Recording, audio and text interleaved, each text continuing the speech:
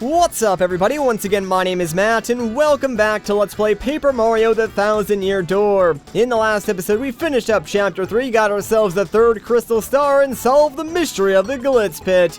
Sadly, we're done here in Chapter 3, so it's time to return to Rogueport and get ready for Chapter 4. This cheap blimp is bound for the town of Rogueport. Would you like to board? Indeed I would. If I may, let me just check your ticket. Alright friendo, here you go. Very well, folks. Please watch your step as you board.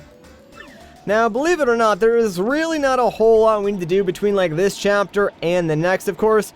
We need to go to the Thousand Year Door, talk to Frankly, stuff like that, but, we could basically just walk right into Chapter 4 in just a matter of moments.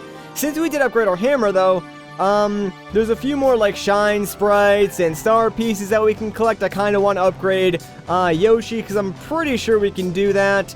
And, maybe we'll actually talk to Luigi, because I did say I wanted to listen to his marvelous tales of adventure and, you know, whatever, a while ago, and I never actually did that, so since we probably will have some extra time in this episode, might as well do that, because they are pretty interesting, to say the least, and I think you guys will enjoy them. Alright, to save time, though, what do you say we very quickly just swap over to Scramble, that way we can hop on his back and move a little bit quicker through here, or not, we can get interrupted too. Gonzales, you got an email. I wonder who it's from. Probably the princess. Dearest Mario, I have uncovered something terrible. These things, the X-Nauts, they're planning to take control of the world. It's to that end that they're searching for the crystal stars.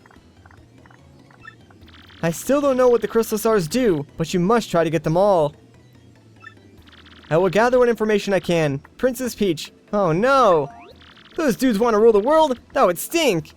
Yeah, I know, right? Could you imagine? We'd all have to dress up as X-Nauts? That'd be disgusting, man. Also, there's Luigi and his new party member. He does move around like after every single chapter and gets a new party member. Sadly, you can't go back and talk to his older party members because, they do sort of add to his stories. So I'm a little sad that we, like, missed out on some funny dialogue because I haven't been, like, talking to him after every single chapter. But, I'll make sure to talk to, like, his current party member and, any new party members that he gets. Anyways, while we're over here real quick, let's, use Scramble to fly across these gaps to get to the roofs because there's a lot of goodies up here like this star piece. More importantly, if we, just hover back over to this side, we can get another star piece that's behind this chimney. We actually saw that one before when we went behind these houses. But, there is a, shine sprite right up here that we can get, so we'll just put that in our pocket for later on. And now, if we're careful, we should be able to fall right behind here. And, yeah, as the screen sort of transition, you may have seen it, but there is another shine sprite that we can get if we just hover right over here and jump on top of these boxes. So, yeah, there's shine sprites, like, everywhere, man. Both in this area and sort of, like, in the next chapter, we're gonna be finding them a lot. So they're kind of giving them out like candy right now, which is good, because obviously there's, like, still more party members that, we're gonna get, and then at least since we'll have all these extra shine sprites, we can level them up as soon as, like, we get them or go back to Rogueport. Speaking of getting levels, let's go ahead and power up our boy Scramble here, since really, he's the only one that we can power up right now. So, Shazibby!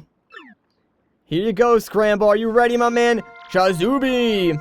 I think he actually gets, 20 HP when he's leveled up and learns a new ability called Mini Egg, which is basically Shrink Stomp, but it also does, like, 1 damage. So, it has some uses, but I don't use it all that much, to be honest. Then you may go. Alright, so yeah, now he has 20 HP, which makes him a little bit more useful than, like, the 10 HP that he had before. Anyways, now that that is done, let's go down to the Thousand Year Door, and I'll see you guys there. Actually, real quick, before we go directly to the Thousand Year Door, there's something else that I can sort of, show off to you guys real quick. So, to the left of this pipe, we're gonna find a couple of giant switches, another shine sprite, and this giant yellow block. So now that we can break that with our, powered up hammer, we can not only get the shine sprite, but access these yellow switches. Now, these yellow switches are pretty much shortcuts to previous chapters. So that one will actually take us all the way to, Petal Meadows. And, this one, I believe, will take us back to Bogley Woods or the Great Tree. So, yeah, they're just like shortcuts back to previous chapters, and those will come in handy much later on, so trust me, you're gonna want to make sure you activate those. Although you can activate them at like pretty much any time, so don't worry about doing it right away. Anyways, can I break this thing from over here? I'm not sure if I can. I guess I can. So I guess we do have to be like right in front of it, but yeah, now instead of going all the way around and using our paper plane ability, we can just break that block, grab the star piece, and then use the spring to get right into the chamber that contains the 1,000-year door. So I guess now that we're here, might as well go and get our next location. Let's do it, man. I know I've said it before, but like this cutscene never gets old for me. It's one of my favorite parts of the game just because it's so stinking cool looking. Like, I don't know. I just love the cinematic feel of it and the whole like screen shattering effect. It's just stinking cool to me. And I know I've said that like all before, so you guys are like, Matt, you're a broken record now. Just shut up, man. Watch the game. And I'm like, alright, fine. I guess I'll just do that then. Okay, so, where are we going next? Let's see. Looks like we're heading into that weird, creepy-looking, foresty area. Because there's a red crystal star there. Fancy. And there we go. The location of a crystal star has been recorded on our magical map. Hooray!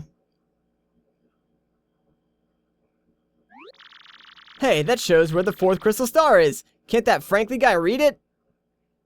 He sure can. That'd be cool, but first we better tell him what Princess Peach's email said, right? Oh yeah, I kind of forgot about that too. Well, let's do both of those things.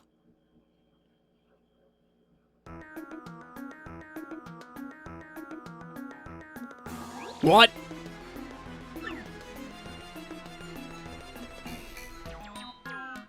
The group that kidnapped Princess Peach has been on total world conquest.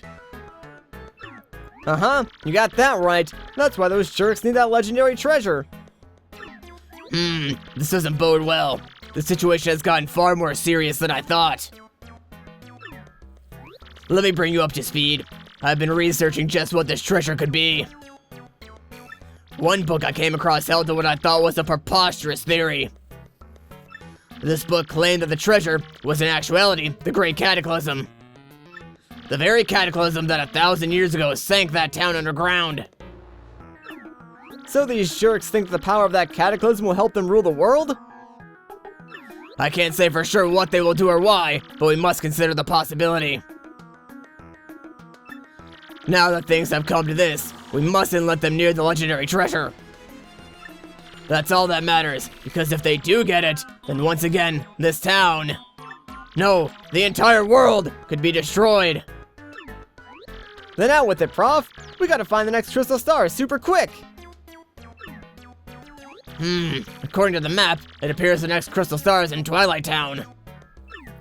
Twilight Town?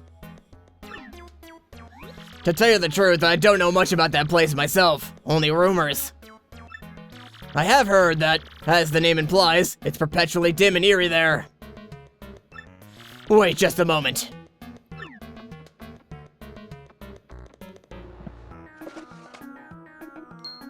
Aha! There appears to be a pipe to Twilight Town somewhere here in Rogueport. I do believe it's somewhere underneath the west part of town. Yes, definitely. If you get stuck for any reason, just come back and see me again, okay? Under the ground in the west part of town? Check. Gotcha, Prof. Come on, Gonzalez. Let's go. Time to break out.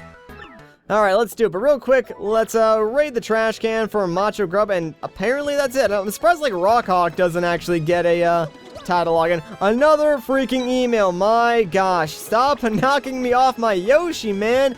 I just want to go. Okay, so I know it does seem like we're going directly to Chapter 4, but there's still one more thing that we do need to take care of before we can, you know, actually go to the next chapter. But in order to trigger that event, we need to basically act like we're going to the next chapter. So let's just head right down here into the underground.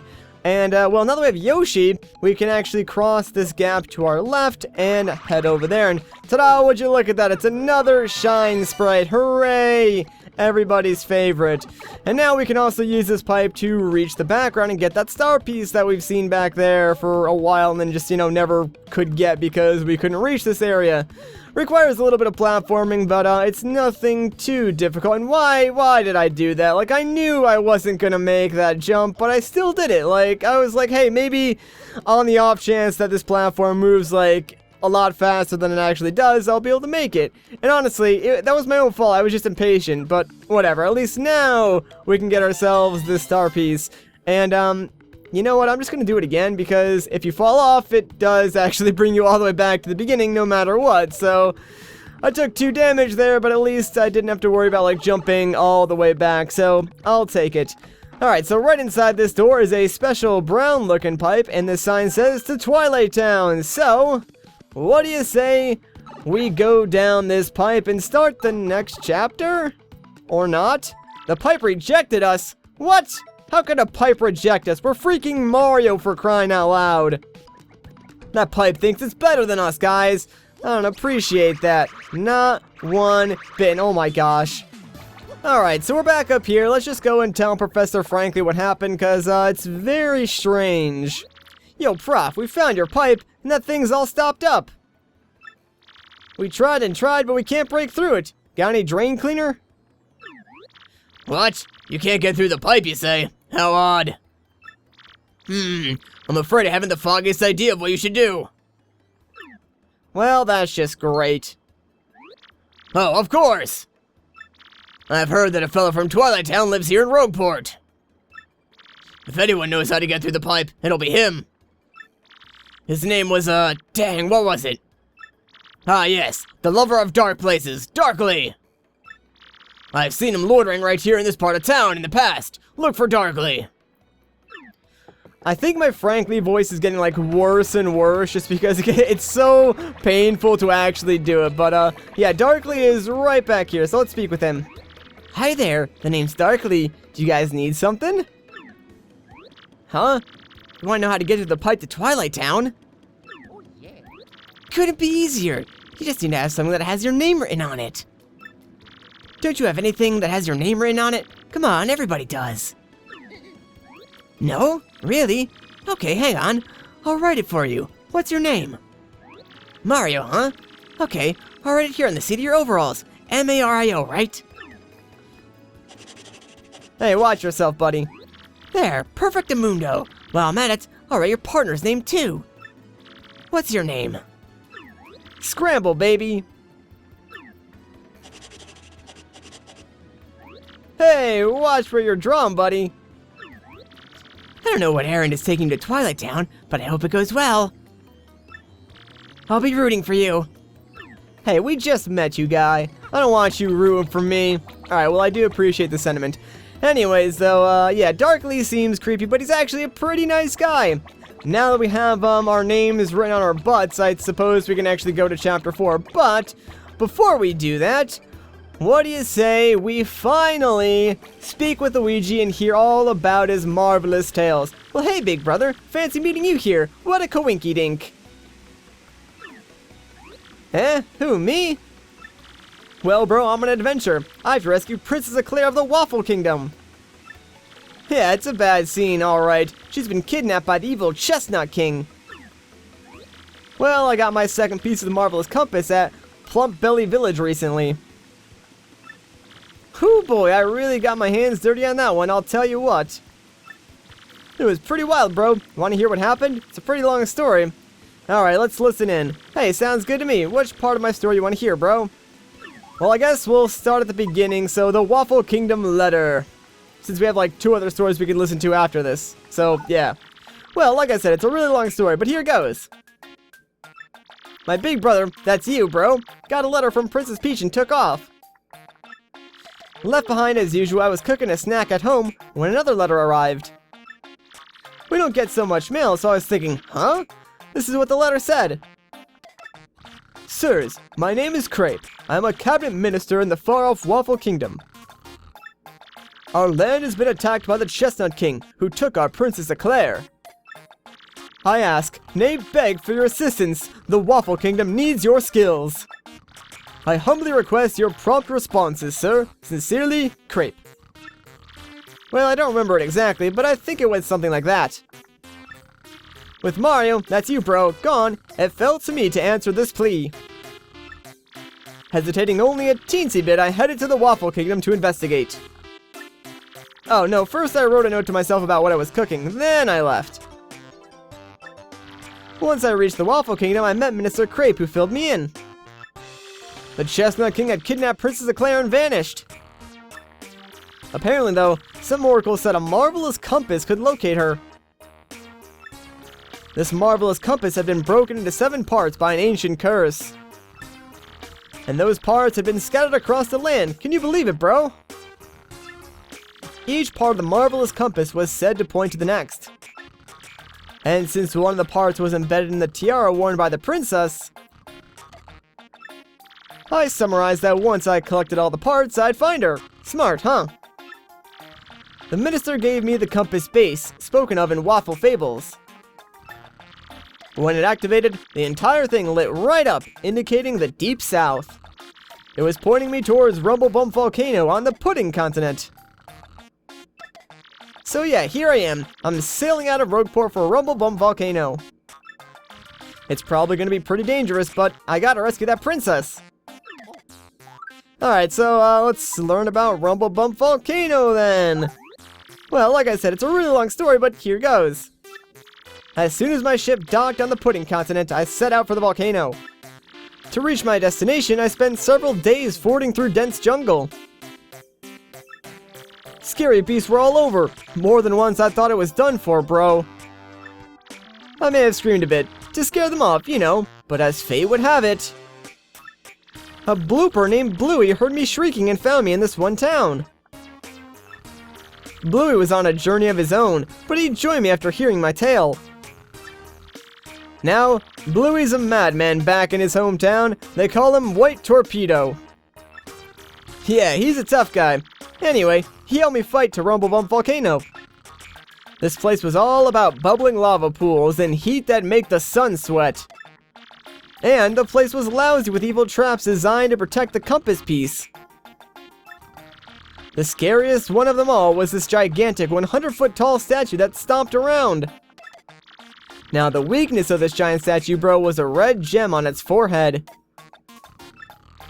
Now, I can jump high, but not high enough to reach that thing by a long shot. So I came up with this plan for Bluey to hit that weak spot. All you, man, I said.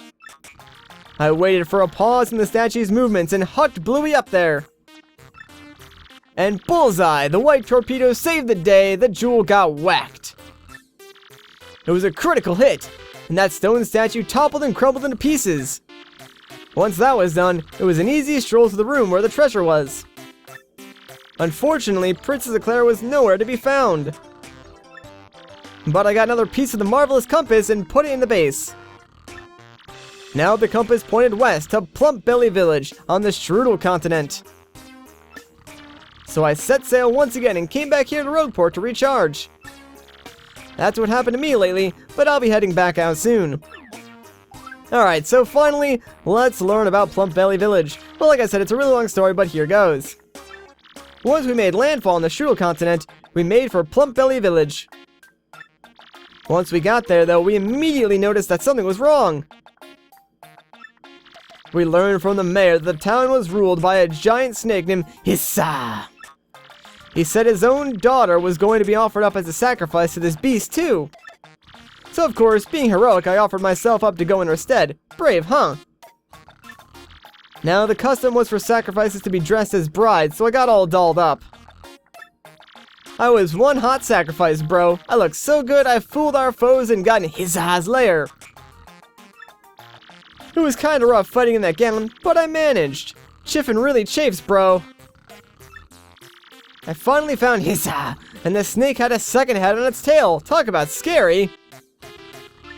I fainted real quick, but when I came to, I managed to distract both heads.